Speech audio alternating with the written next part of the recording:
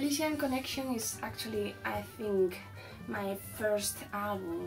This is the first album I start controlling all the process from production to composition, and this is the first time I really got to mix my two worlds, the world of the classical music and the world of popular music. In the Galician Connection I use the Galician bagpipe, the gaita gallega, and I use the classical piano, and I try to find my own language through this album.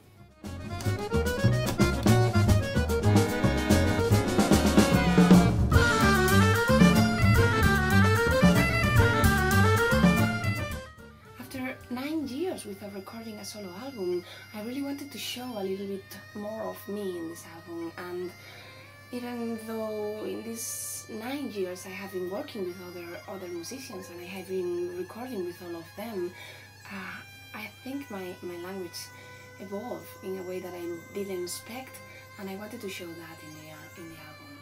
I think the Galician Connection for me is really that. It's really trying to show what I did in the last 9 years.